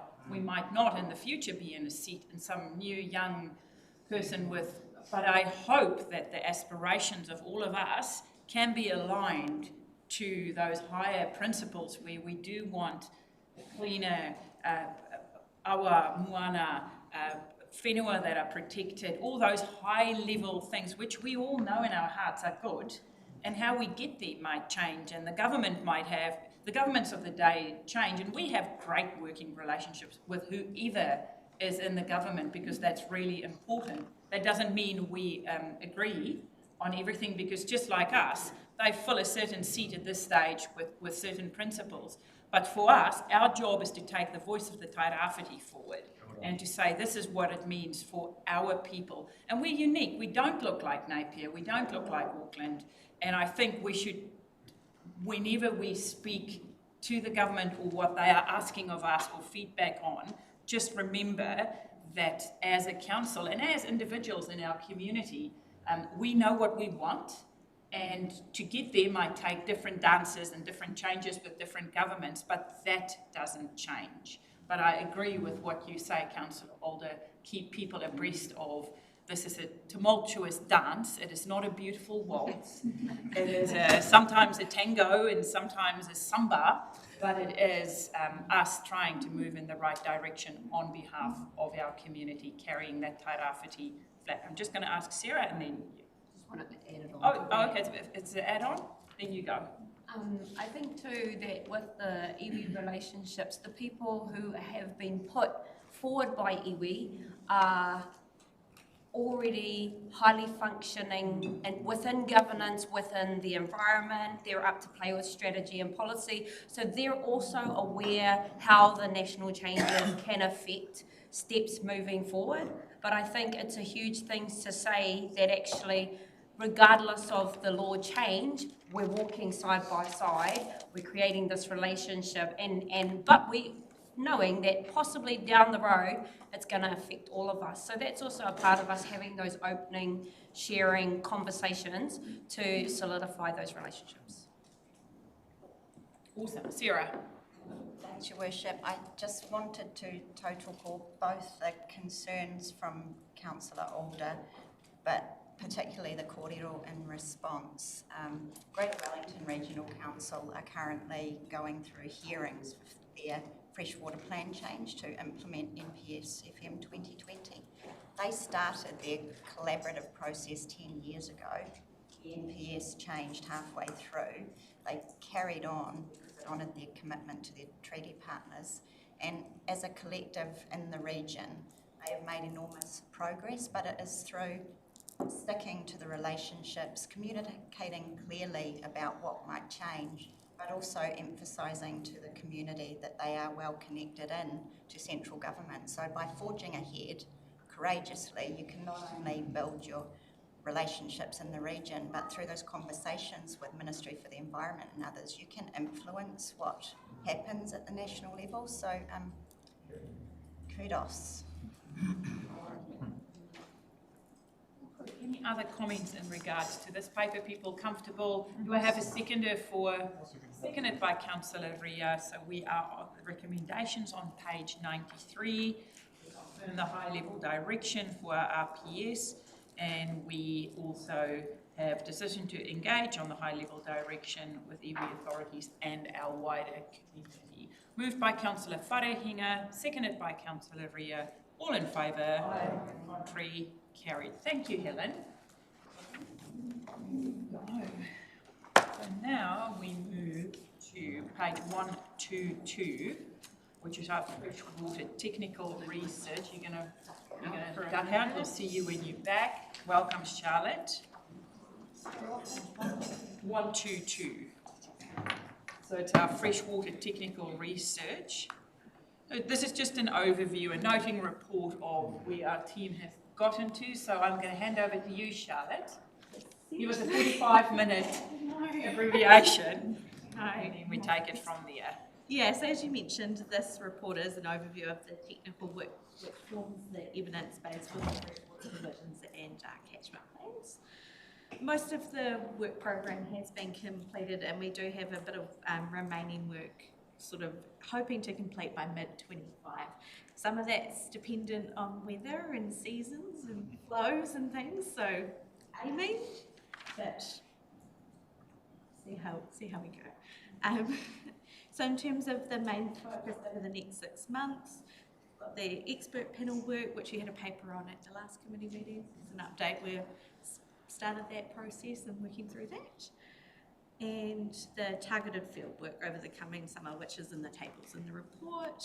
And just also to let you know in terms of when you'll see this next in a different format, it will inform the issues and options papers you will be starting to get coming through in committee reports in 2025 around particular issues, opportunities and challenges. I do have, I will introduce Paul in case you've not met Paul down the end here. He is been leading a lot of our science work, and he's in our science team. So he's here in case you want to ask the hard science questions. Wow! That is the biggest, this is the biggest public hospital park I have ever Stay seen. in your lane. Paul, anything you want to add before we open the floor? No, all good. Thank you, Charlotte. Hi, okay, the floor is open. We're on page 122 if there's any. So there's the water quality issues, water quantity allocation, gravel management.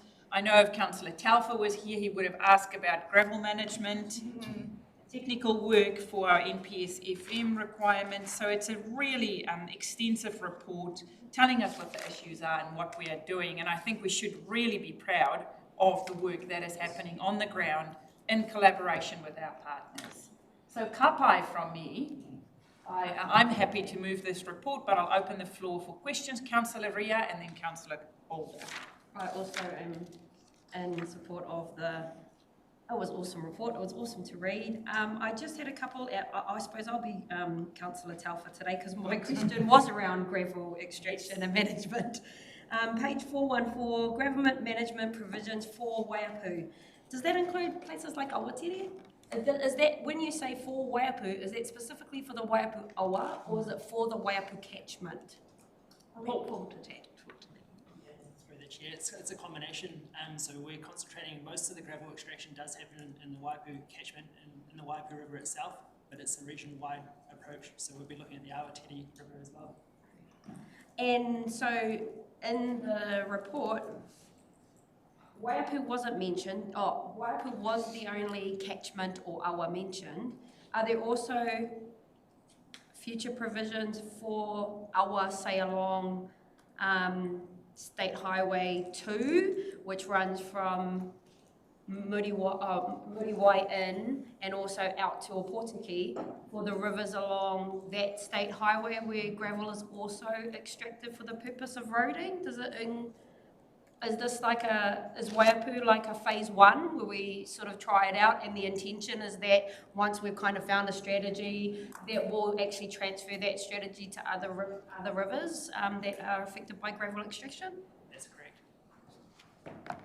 Okay, and then my last one was just the overview of technical work, page 135. Regional catchment is all awa. Given that Tairāwhiti is a part of the Waiapu catchment, is that included in all the Waipawa plans? So Tairāwhiti is a part of Waipawa catchment, so Tairāwhiti will be included in all Waipawa plans. Right? And this was just a question of interest. Why is Tairāwhiti a part of the Waipawa catchment, given that the headwaters flow from the Waimata? It was just a question of interest. It's just the way that planning catchments have been assembled. The Waipawa catchment is actually split into 4 freshwater management units. And so one of those freshwater management units is the Poverty Bay Flats. Specific limits set for the Poverty Bay Flats, and the Tairāwhiti is part of the Poverty Bay Flats. Yeah. Okay, cool. Thank you. I think that was it. Are you happy to second the Yes, I'm happy to second. That was me. Councillor Alder. Thank you. Declaration of interest. I've lived in the Tiara catchment for 50 years and still have a farm there. And I just want to question a point on the report, and it's point 20 on page 127 was referenced in there.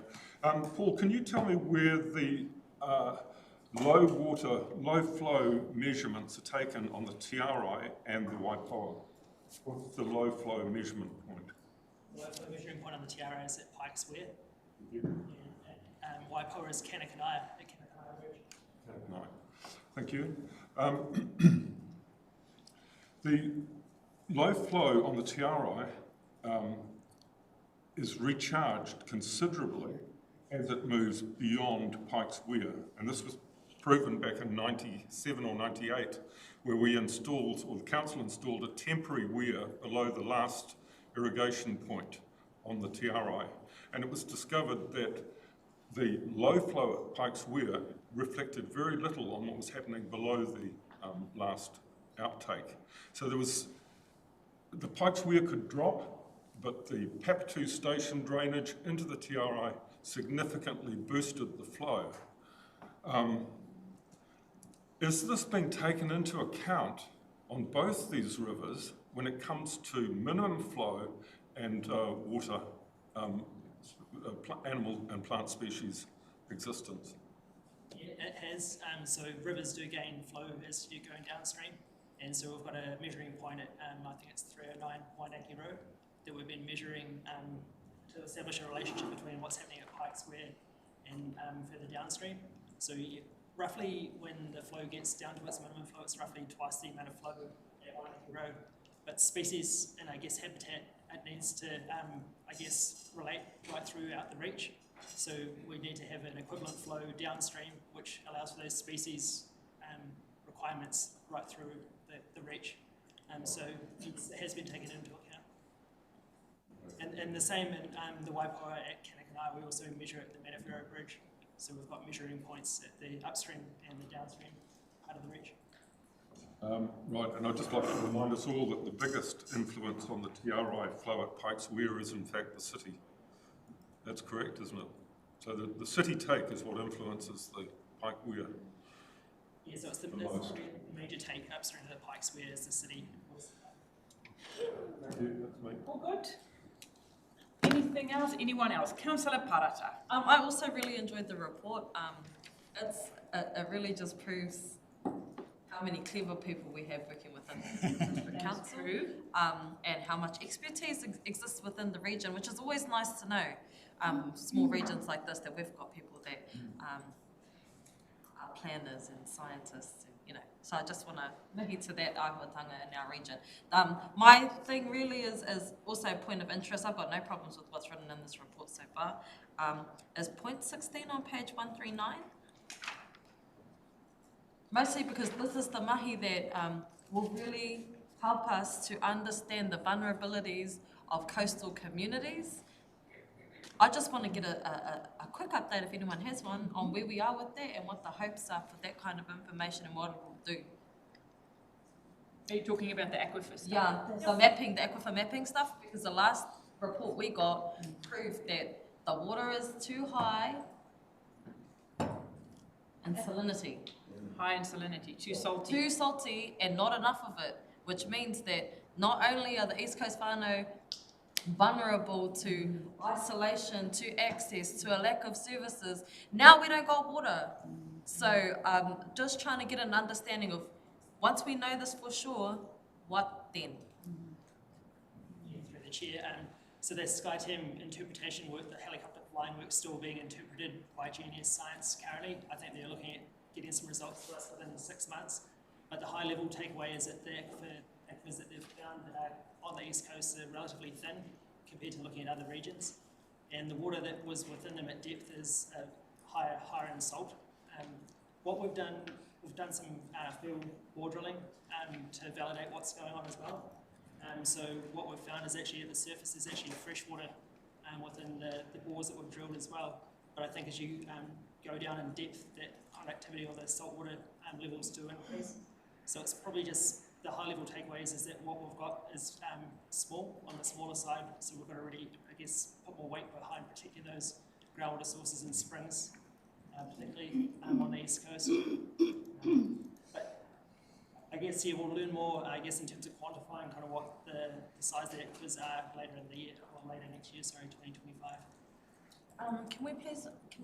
Can it potentially please be noted that I'm greatly interested in the outcomes of that particular mahi? Yeah. Thank you, Your Worship. Very interesting report. Thank you, everyone. And technology never ceases to astound me. 300 metres you can look 300 metres under the ground from up in the air. Staggered. Getting back to ground. Paragraph 26 on page 128.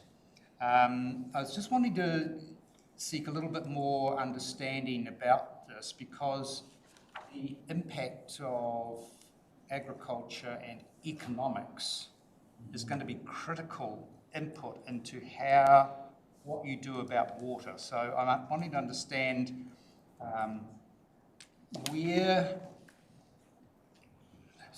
is there any investigation into practical and economic ways that agriculture can adjust to different water allocations. And is that part of it? Because it's really easy to just keep on throwing water at industry and so on. But actually, industry has a role to also come back and say, well, actually, we can do this much better than what we've been doing. Water's been free, we can do whatever we like with it.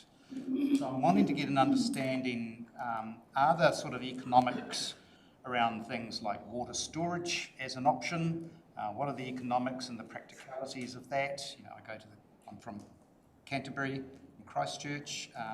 All the dairy there, yes, there's a lovely big aquifer, but also there are huge storage ponds, absolutely ginormous storage ponds all over the place.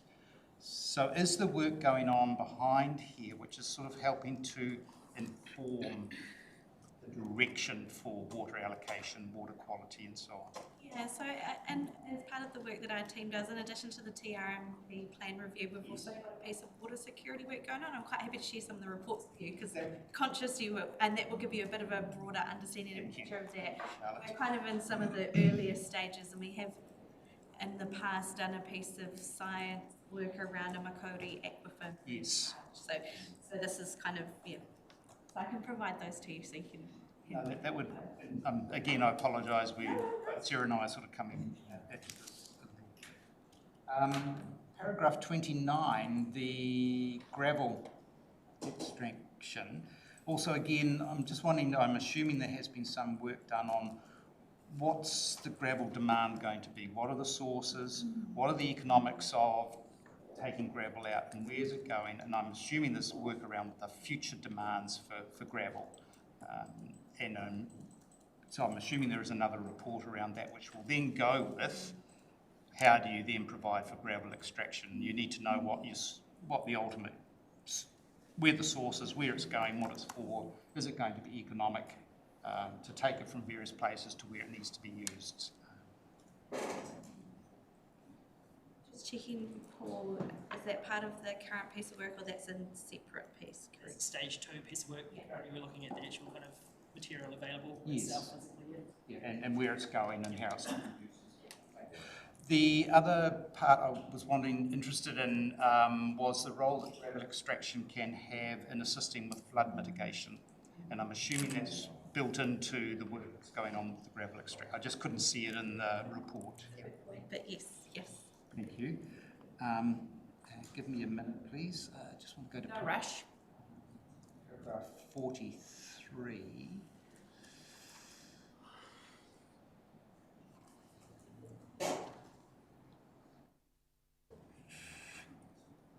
No, I tell a lie. I can think of it later. We can come back to it, Alan. No problem at all. If you remember. Carry on, and if I find it, I'll stick my hand up again. Right. Apologies. Okay, any other comments, queries in regards to our paper on our freshwater technical research and the different areas that are covered in there and the ongoing work? If not, I'm going to put it to the committee. I moved it myself and it was seconded by Councillor Ria. All in favour? Aye. Contrary? Carried. Thank you. And Alan, if you think of it, feel free to email. It might be in the next report. All good. No problem at all. Okay, now we move to our updates. Thank you, Paul. The TRMP progress update. Lots of timelines and stuff. I'm going to hand over to you, Charlotte. I think I'll just take this one as read and happy to answer any questions. We've got a couple of the relevant team members in the room, so it might be a bit of a licorice all sorts, depending on the questions. So that is page 145, and it just tells us what is going where, the RPS, the FDS, freshwater forestry. So can someone help me? So are we with freshwater 26? What are we doing in 20? What am I writing to the minister to ask for 25? So we have to, we'll bring it as part of the report, but it's around that forestry. Oh yes, the forestry bit, yeah. But you need to have like the actual draft plan change and the details planned in order to. So then a supplementary question in regards to that is, what is our chance of success with the request, or is it loosey-goosey, we don't know. Is it up to the discretion of the minister? We have to make the case for how it fits an exemption. Oh, I'm sending out my Christmas cards today. We'll make sure. Yeah. I did ask that question when we discussed the plan changes, and it seemed to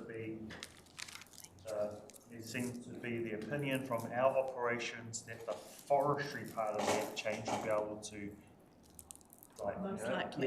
get agreement. Very low chance in regards to the freshwater. Yes. And that was my question. There's Alan? to know where that was at and what was happening and what response, but obviously it's still in training. I will let you know once we know. Thank you. Councillor Ria. Kia ora tātou, I'm happy with the report. I'm happy to move it. I just want to add, similar to the comment that I made in the last report, 2 reports ago, about that ensuring that the draft is the stepping stone and then the final is reflected as being informed by the partnership, the engagement and the information that comes out locally. So for an example, in this one specifically, in my 2 years at council, we've had many local climate change groups come. They've presented in deputations, they've come with models and ideas of better storm mitigation and better riverway protection, and so I would really like to see that we're going back through information that has already been brought to our attention, and that is informing our draft, and it's helping to inform our future development of, for this example, climate change. We already know about the interested groups in Gisborne. They've already come, they've already sent us information. It's a great place for us to start to build that draft, because for all of these documents, you will get better engagement when your target audience feels themselves reflected within the paper, the report, or the subject that they're receiving. And that is for the languaging as well, the languaging and how it comes across. If we only use drawn mock models and only give Wellington comparisons and use a language that might specifically be for governance level table requirements, we are going to lose people, we're going to lose their attention, and we're going to lose their engagement, because it's simply gone over their head. They take one look at it and go, well, this might say Kaiti or CBD, but actually the information's got nothing. So just these sorts of things really help to encourage more of the engagement, and more when we're saying, well, we're not going to discount the 5 years that you've now been coming to council to give your information. We're actually going to use that information to inform how we try and get you on board with the area of climate change. What are your suggestions? Who are your contacts? So just areas like that, and that should be considered for all of our reports. But thank you for the report, and you want to move it? I'll move it. Thank you, Councillor Ria. Any Councillor Alder? Thank you. Something Councillor Ria said that tipped something in my mind, that we no longer have ward systems, and I was introduced as a Patatai ward member the other night, and with this engagement process, do the people have a good conduit to us if they don't know who their direct representative is? And should we address this somehow? Are there areas that are falling through the cracks because they're not in my area of knowledge? I can speak to that in the TRMP. So when we do those public engagements and those big sets of a variety of different types of events and channels, our approach has been to encourage members of TRMP committee or council to come along to them as part of that process. And that's, I think, the approach across most council projects too. Councillor Alder, that's something we will again address with our representation review, because there are advantages of having wards, but there's also advantages of having at large. So that's something every 6 years we review our representation, but because we are doing a referendum on Māori wards come September, I think it's triggered then the next year that you have to do a representation review. So those types of things will come up and we'll discuss it then. But thank you for bringing that to our attention. Any other questions? Sarah? Thanks, Your Worship. Just doubling back to the issue of an exemption for the forestry plan change, I'm interested in the timing.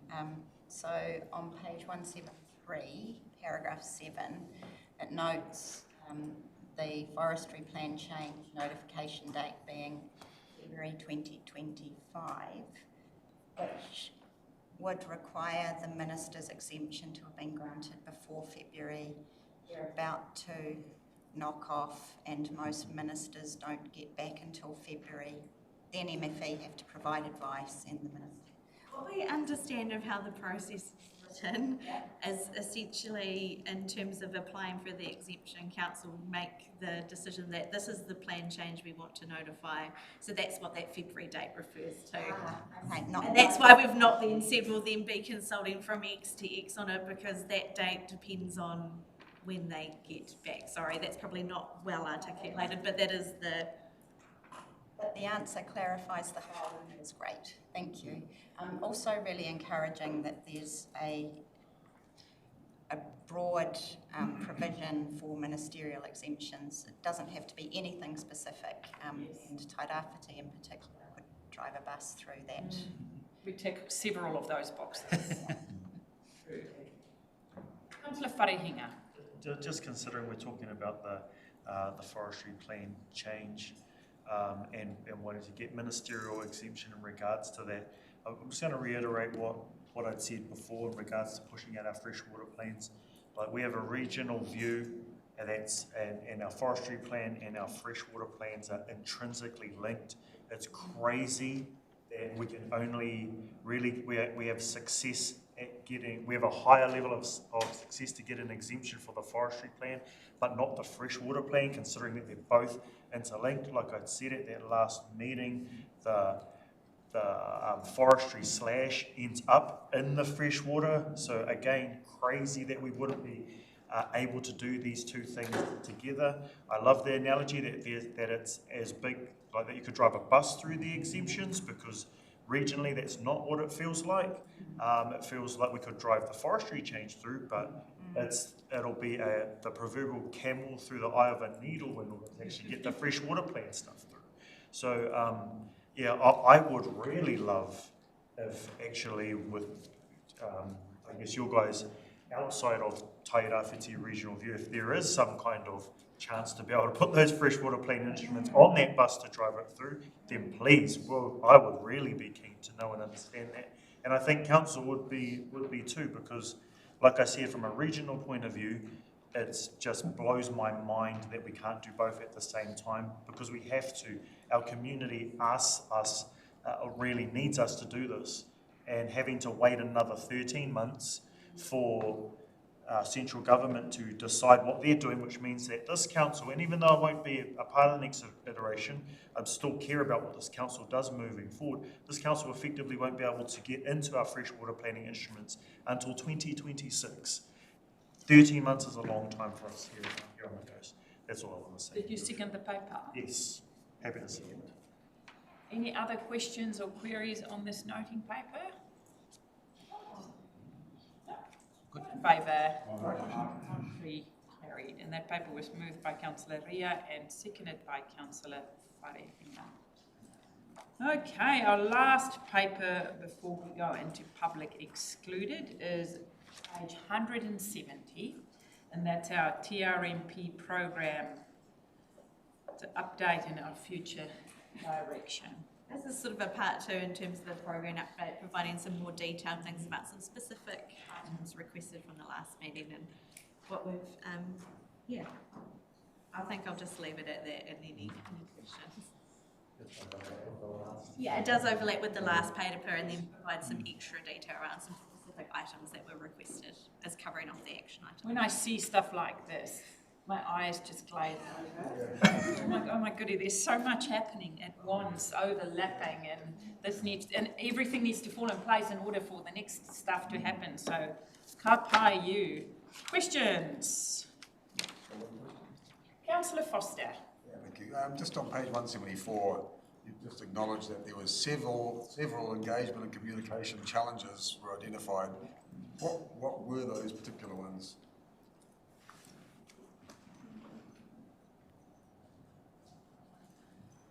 So the approach that had been taken to date had been a little bit more siloed in terms of, I think Jean spoke to a little bit earlier, where we had a focus around the particular areas and the particular needs rather than having that broader program overview.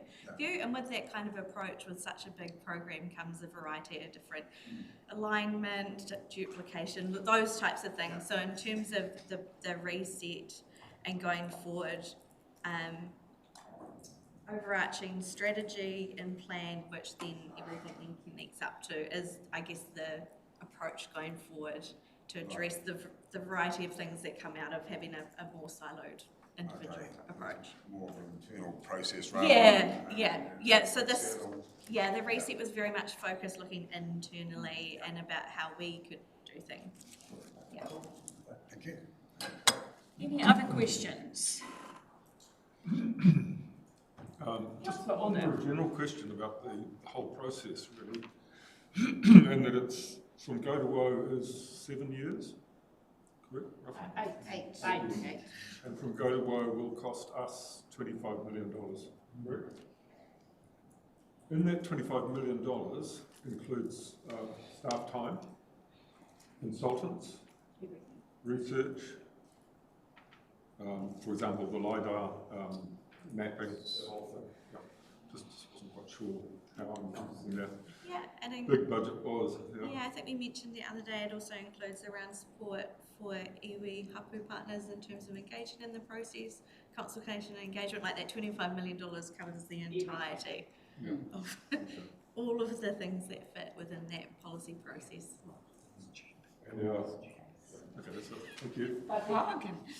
I love that feedback, Helen. Yes, really bad. It is, I know it's a big number for Tairāwhiti, but it is relatively modest. It's very modest. exceedingly modest, is my experience. You guys would see a lot of this and you would know the numbers. Yes. Eye-watering. So kapai to the team again. Yes, I think real value for money. You're getting information which certainly helps to make decisions and get moving forward. It's good stuff.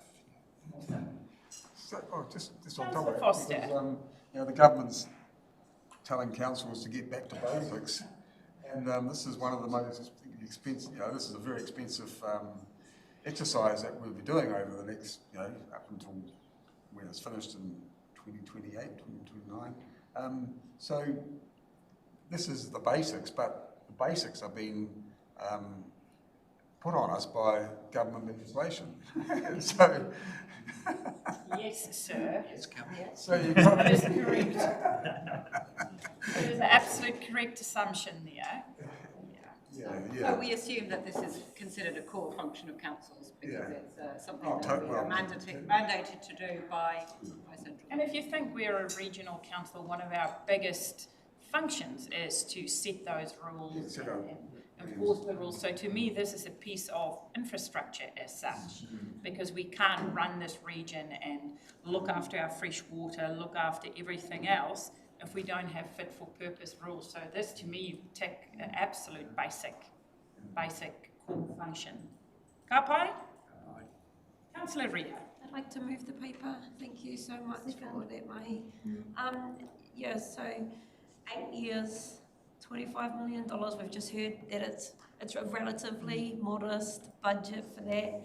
And then what you were just saying, Larry, about core functions. So we have to do it, but also because it has to be done over an 8-year period, we are impacted by 3 different governments within that 8-year period who could continue to move and manipulate different pieces of legislation that directly affect our local TRMP.